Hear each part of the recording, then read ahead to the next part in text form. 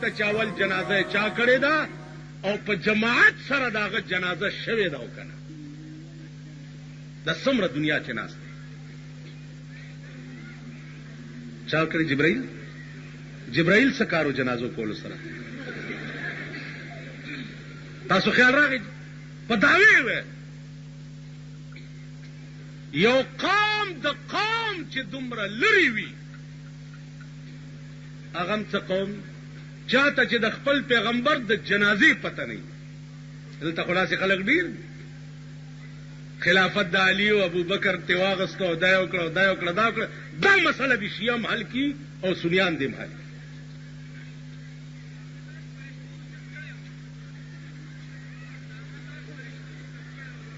کینه بچیا نه پوهیږي وکه دی عزیزانو ما عرض کولو جناب رسول الله صلی الله علیه وسلم دفن شو حکم شو چې ما خخو بچرتا بل حدیث بیان شو چې سردار کونیل فرمایلی دی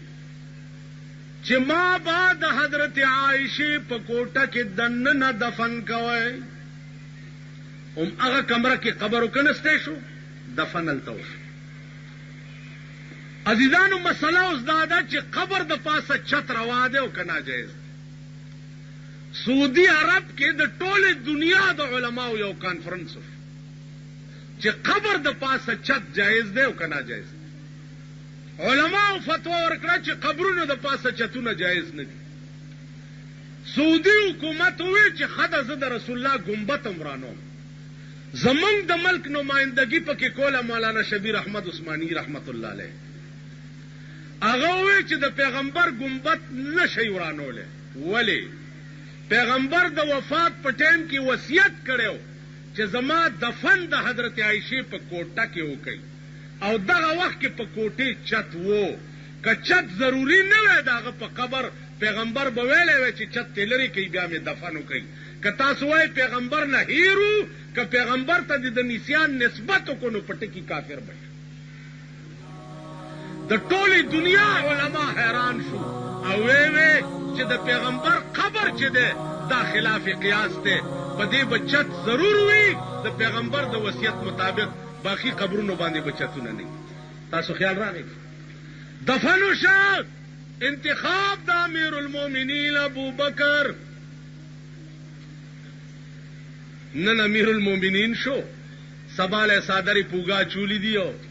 بازار تروان عمر فاروق په مخ راغی اینا یا ابو بکر اینا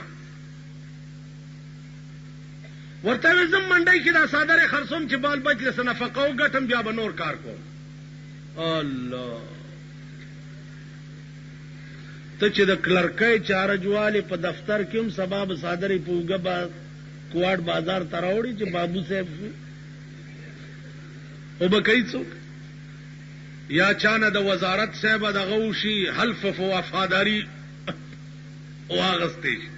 وزیر به وګوري چرته چې صاحب صادری پوګا چولی او بازار تر روان دي الکه څه کې وزیر صاحب ویجی دا صادره خرصوم بال بچ لنفقه او بکیدا څه څو ها جی یا بل والا وغیرہ وغیرہ دا د ابو بکر ایمان دی صادری پوګه دی عمر فاروق ته وی دا خرصوم چې بال بچ لنفقه راوړم بیا به د سلطنت کار هغه ورته راځه دا وختم د سلطنت کار ته ورکا نفقه به د بیت المال نه جاری راغه بیت المال ته پاو اوړه د ابو بکر صدیق امیر المؤمنین د فی کس په سر باندې پاو اوړه به د کور ته د ورځې دي څومره پاو وختو تیرېدو یو اوخه ورکړه چې د دې پای بخپلمس کې ملمه بم په پالي دو جوړې جامې ورکې چې دا یو خیرنیږي بل باج یو صادره ورکو چې دا به استعماله که وخت به وخت مرشي هم دا به د کفنم شي یو د لرګي لویا کاسه ورکړه چې دې کې بخپلم خوره او ملمته بم راو باس سامان د بیت المال له صدیق اکبر ته ورکړی شه. عزیزانو ما ته وګورئ څه ورځې چې تېرې شوې د ابوبکر بیبي وایي ابوبکر صدیق ته چې انار ته میړه کېږي. څه شي ته؟ انار ته. ورته ما سره خو خدای راستی که فالتو پیسې شته چې تاله انار راوړم او دا ستا په نامه چې کوم اوړه راځي دې نه لږ لږ بچ کوه، یو اته ورځې کې یو سیر جمع که به خرڅ کړم تاله به پې انار راوړم. هغې ویل ډېر ښه. اوس ښځې ته م ګوره او میړه ته م ګوره، زمونږ ښځو ته م ګوره او مونږ ته م ګوره. ای ته خدای مرکه په دغه ښځو ته به اوس ښځه تا ته ووایي چې لږ انار راوړه او ته ورته وایي چې ما سره پیسې نشته، خدای راستي دومره منډه درکړي چې راټینګېدی به نه دومره. زه پوه یم خفه نه شئ. اوس تاسو به زه څه وایم مونږ ملیان هم په دې قهر اخته یو. ملیان رحمان بابا وایي نوم دا ستا او د بل اخلم ځان ته وایم، نوم دا ستا او د بل اخلم ځان ته وایم، خفه نه شي که مې نوم واغستو ستا. ځان ته وایم ځان ته مونږ څنګه دي، زمونږ ښځې څنګه دي، زمونږ زامن څنګه دي، زمونږ لوڼه څنګه دي. او به ویلی شي د لور فرمایش دې وشي، د زوی فرمایش دې وشي، د ښځې فرمایش دې وشي، رد به یې کړي. دا خو ابوبکر و د هغه ښځه وه، لاړو یو وختو تېر شو. اوس دې نه بعد بیا په پاکستان کې و یا به مې لیونی شو په ترجمې باټینګر غواړي.